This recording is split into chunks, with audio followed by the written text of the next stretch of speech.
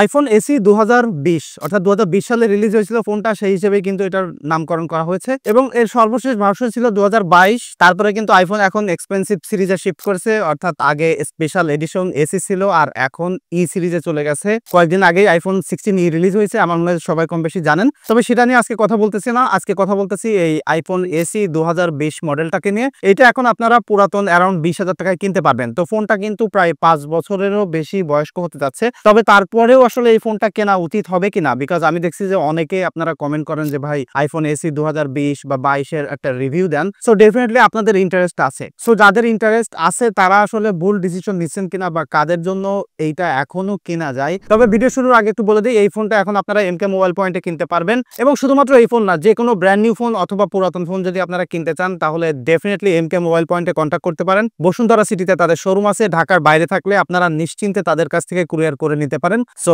Definitely check them out. প্রথমেই আপনাদের সময় নষ্ট করতে চাই না, কি কারণে কিনবেন সেটা একটু বলি। আপনার কাছে অন্যান্য ফোন যদি থাকে, লাইক আপনি ডেইলি লাইফে আসলে মেইন একটা ডিভাইস ব্যবহার করতেছেন, সেকেন্ডারি একটা ফোন হিসেবে কিনতে চান, তাহলে এই ফোনটা কিনতে পারেন। এবং সেকেন্ডারি ফোন আমরা কি কারণে কিনি? হয়তোবা কথা বলার জন্য প্রচুর পরিমাণে আসলে কল আসে, রিসিভ করার জন্য হয়তোবা হোয়াটসঅ্যাপ মেসেঞ্জারে আপনি কথা বলতে চান, সেই ক্ষেত্রে এই ফোনটা খুবই ভালো। আইওএস এর ডিভাইস বা অ্যাপেলের ডিভাইস সবসময় থার্ড পার্টি অ্যাপসের সাথে খুব ভালোভাবে অপটিমাইজ হয়, সেটা আই হোপ যে সবাই কম বেশি জানেন। এবং 5 বছরের পুরাতন এই ডিভাইসটা স্টিল হোয়াটসঅ্যাপ মেসেঞ্জারে কথা বলতে গেলে এত ভালো ভিডিও কলিং এর এক্সপিরিয়েন্স আপনাকে দিচ্ছে। যদিও এখানে মাত্র 7 মেগাপিক্সেল একটা সেলফি ক্যামেরা আছে, বাট সেটার এক্সপিরিয়েন্স ভাই খুবই ভালো এবং এইটার সাউন্ড কোয়ালিটিও খুবই ভালো, যে কারণে কথা বলতে গেলে আপনি তার কথা খুব ভালোভাবে শুনতে পারবেন, আপনাকে সে ভালোভাবে দেখতে পারবে যদি ভিডিও কলে কথা বলেন। ইভেন এইটার মাইক্রোফোনের কোয়ালিটিও ভালো, অর্থাৎ আপনি যদি খুব নয়েজি এরিয়াতে কথা বলেন বা যে কোনো জায়গায় আসলে কথা বলেন, আপনার সাউন্ডটা সে খুব ভালোভাবে শুনতে পারবে। অর্থাৎ আপনি যদি এরকম লো এন্ড বাজেটের একটা অ্যান্ড্রয়েড ফোন থেকে এই ফোনে শিফট হন,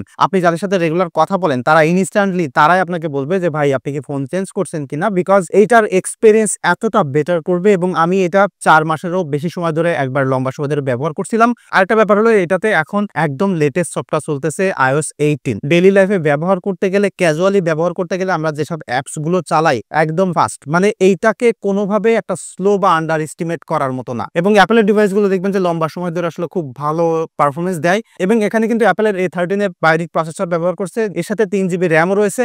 সো 3GB র্যাম শুনে আসলে নাক ছিটকানোর কিছু নাই, বিকজ অ্যাপেলের র্যাম অপটিমাইজেশন ভালো, সবাই কম বেশি জানেন। সো যেটা বলছিলাম যে ক্যাজুয়াল লাইফে ব্যবহার করার জন্য এটা এখনো খুবই পাওয়ারফুল এবং আপনি চাইলে এটা দিয়ে হেভি গেমিং করতে পারবেন। তবে এটার যে ডিসপ্লে আর উপর নিচে যে বেজেল আছে, সেই জায়গা থেকে কোনোভাবে আসলে গেমিং করার জন্য এটা রিকমেন্ডেড না। এই বাজেটের নতুন নতুন ফোনগুলো গেমিং এর জন্য খুবই ভালো। এবং এখানে যে ডিসপ্লে দেখতে পাচ্ছেন সেটা কিন্তু একটা এলসিডি ডিসপ্লে, সাইজটা to be exact 4.7 inch. So normally media consume করতে গেলে, ভিডিও দেখতে গেলে, ইউটিউব মুভি দেখতে গেলে আসলে এটা রিকমেন্ডেড না, বা এই সময় আসলে এটা কোনোভাবে মেনে নেওয়া যায় না। সো সেই হিসেবে বলছি যারা আসলে মিডিয়া কনজিউম করেন, গেমিং করতে চান, যদিও এটার পারফরমেন্স ভালো আছে, বাট গেমিং করার জন্য এটা কেনার কোনো যুক্তি নাই। আমি দেখছি যে পারফরমেন্স সেগমেন্টে বা প্রসেসরের দিক থেকে এখন মোস্ট অফ দ্য ফোন খুবই ম্যাচিউর হয়েছে। সো 20,000 টাকা বাজেটে নতুন ফোন কিনলেও কিন্তু আপনি সেটা খুব ভালোভাবে আসলে পারপাস সার্ভ করতে পারবেন। তবে এটার ক্যামেরার জন্য কিন্তু মাত্র একটা সেন্সর ব্যবহার করেছে পিছনে 12 মেগাপিক্সেলের, আর সেলফিতে 7 মেগাপিক্সেল একটা সেন্সর। তো এইটা এখনো ছবি তুলতে গেলে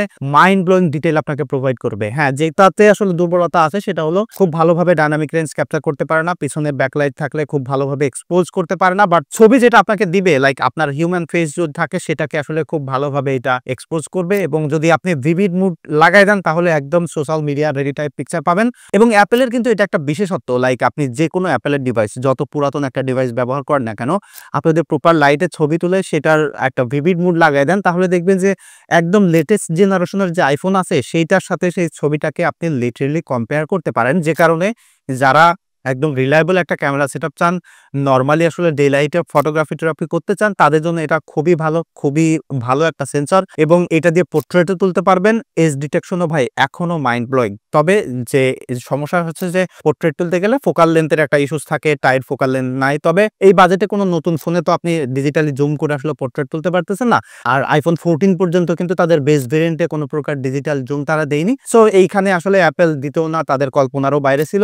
সেই হিসাবে কমপ্লেন করতেছি না, তবে এখানে নাইট মুড থাকলে বেটার হইতো। সো যেটা বলছিলাম, যদি একদম প্রপার লাইটে আপনি ছবি তুলতে চান তাহলে এটা আসলে একটা রিলায়েবল ক্যামেরা সেটআপ হইতে পারে। এটা সেলফি ক্যামেরার এক্সপেরিয়েন্স যেমনটা বলছিলাম যে ভিডিও কল টল করতে গেলে এটা খুবই ভালো আছে। আর ছবি তুলতে গেলে আসলে সেলফির দুর্বলতা এখানে আপনারা দেখে বুঝতে পারতেছেন খুব ভালোভাবে যে আসলে ব্যাকগ্রাউন্ডটাকে সেপারেট করতে পারা বা হাইলাইটটাকে কন্ট্রোল করতে পারা সেটা এখানে নাই। তবে যদি একদম লাইট সোর্সটা আপনার ফেসে পড়ে সেক্ষেত্রে খুব ভালো ডিটেইল এটা প্রিজার্ভ করবে এবং ভালো ছবি আপনি পাবেন। আর যারা আসলে একদম র লুকিং পিকচার চান তারা কিন্তু ভিভিড মোড ছাড়া অ্যাপেলের ডিভাইস থেকে খুব একদম নিউট্রাল লুকিং পিকচার পেয়ে যাবেন। সো ওভারঅল যেটা বলছি যে একটা রিলায়েবল ক্যামেরা সেটআপ হবে, তবে সেটা একদম প্রপার লাইটে হইতে হবে। এটার ভিডিও করার জন্য মেইন সেন্সরটা কিন্তু সর্বোচ্চ 4K 60 fps পর্যন্ত আপনাকে সাপোর্ট দিবে এবং ভিডিওর স্টেবিলিটি একটু দুর্বল রয়েছে। আমি নরমালি একটু দৌড়ায় ভিডিও করছি সেটা এখানে দিচ্ছি, দেখেন একটু কাঁপাকাঁপি এখানে দেখতে পাচ্ছেন। তবে যদি আপনারা নরমালি ওয়াকিং ভিডিও করেন সেক্ষেত্রে এটার ভিডিওর এক্সপিরিয়েন্স ভালো আছে এবং এই ফোনটা এই বাজেটে কেনার আরো একটা ভালো কারণ হতে পারে লাইক আপনি যদি একটা রিলায়েবল ভিডিও ক্যামেরা খোঁজেন তাহলে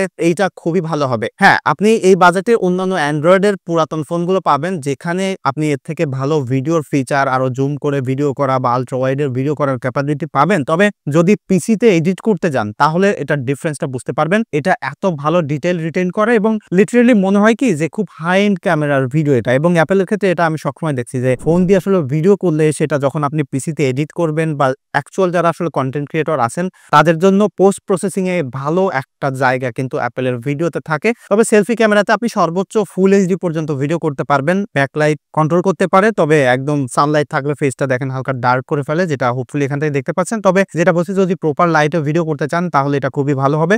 এই ফোনটার আরেকটা ডাউনগ্রেড আছে এটার ব্যাটারি, কারণ এখানে 1821 মিলিঅ্যাম্পিয়ার একটা ব্যাটারি ব্যবহার করেছে। অ্যাপেলের দিক থেকে দেখা যায় কি ব্যাটারি মিলিঅ্যাম্পিয়ার কম থাকলেও ব্যাটারি ব্যাকআপ ভালো থাকে। তবে একটা জিনিস হচ্ছে কি ভাই, এই ফোনটা আসলে অনেক পুরাতন হয়ে গেছে, তো যে কারণে এই সময় এসে ব্যাটারি ব্যাকআপ খুব বেশি আসলে ভালো এক্সপেক্ট করা যায় না। আমি এটা দিয়ে 3.5 ঘন্টা স্ক্রিন অন টাইম পেয়েছি। সো এটার ব্যাটারি ব্যাকআপ আমি খুব ভালো পেয়েছি ফোন হিসেবে, বা আমার এক্সপেকটেশন অত বেশি ছিল না। তবে আপনি যে ডিভাইসটা কিনতেছেন সেটা কেমন হবে জানি না। তবে একটা জিনিস বলি যে আপনারা একটা জিনিস মাথায় রাখবেন যে এটা সেকেন্ডারি ফোন হিসেবে কিনতেছেন। যদি একদম মেইন ফোন হিসেবে কিনেন তাহলে আপনাকে দিনে 2-3 বার চার্জ দিতে হতে পারে। তবে সেকেন্ডারি ফোন হিসেবে কিনলে এটার ব্যাটারি ব্যাকআপ ভালো পাবেন, বিকজ এটাতে স্ট্যান্ড বাই ভালো আছে। লাইক ফোন রাইখা দিলে ফোন যে অটোমেটিক চার্জ খেয়ে ফেলতেছে সেই জিনিসটা এই ফোনটাতে আমি পাইনি। আর ফাইনালি যদি ফোনটার বিল্ড কোয়ালিটি এবং ডিজাইনের কথা বলি, দেখেন অ্যাপেল সবসময় বিল্ড কোয়ালিটিতে কোনো প্রকার স্যাক্রিফাইস করে না, সেটা সবাই কম বেশি জানেন। এটা সামনে পিছনে গ্লাস ব্যবহার করা হয়েছে, তবে স্পেসিফিক ভাবে কোন গ্লাসটা সেটা কিন্তু অ্যাপেল মেনশন করেনি। এটা ফ্রেমটা কিন্তু অ্যালুমিনিয়ামের এবং এটার বিল্ড কোয়ালিটি হাতে ধরলে আপনারা বুঝতে পারবেন যে আরো লম্বা সময় ধরে ব্যবহার করতে গেলে এটা আপনার কাছে খুবই প্রিমিয়াম একটা এক্সপিরিয়েন্স দিবে। এবং এটা যে ডিজাইন আছে আই হোপ যে সবাই এটা কম বেশি পছন্দ করবেন। তবে এখানে একটা জিনিস লিগাসি হিসেবে পাচ্ছেন, সেটা হলো ফিঙ্গারপ্রিন্ট, যেটা এখনকার কোনো ফোনে আপনি পাচ্ছেন না। তো সেইটা স্মৃতিস্বরূপ আসলে রাখা দিতে পারেন। তবে এটা থেকে ফেস আইডিটা বেশি রিলায়েবল। আর ফাইনালি যদি আমি বলি যে এই সময় আসলে এই ফোনটা কারা কিনবেন বা কাদের কেনা উচিত, তাহলে আমি বলবো যদি আপনার কাছে বাজেট থাকে এর থেকে সামান্য 2-1 হাজার টাকা বাড়িয়ে কিন্তু আপনি স্টিল আইফোন এক্সএসটা নিতে পারেন, যেখানে এটা থেকে আরো বেটার এক্সপিরিয়েন্স পাবেন যদি আপনি মেইন একটা ফোন হিসেবে ব্যবহার করতে চান। তবে সেখানেও কিন্তু ব্যাটারি ব্যাকআপে একটু কম্প্রোমাইজ আছে। তবে সেকেন্ডারি ফোন হিসেবে যদি ছোটখাটো একটা ফোন আপনি ব্যবহার করতে চান, লাইক এত সময় ধরে যা বকবক করলাম, সেই হিসেবে কিন্তু ভাই এই ফোনটা স্টিল খুবই ভালো একটা চয়েস এই পুরাতন 20,000 টাকায়ও। সো এই ফোনটা যদি আপনারা এখন কেউ ব্যবহার করেন তাহলে ডেফিনেটলি আপনাদের এক্সপিরিয়েন্স একটু কমেন্ট করে জানাতে পারেন। দেখা হচ্ছে আগামীকাল। ধন্যবাদ সবাইকে।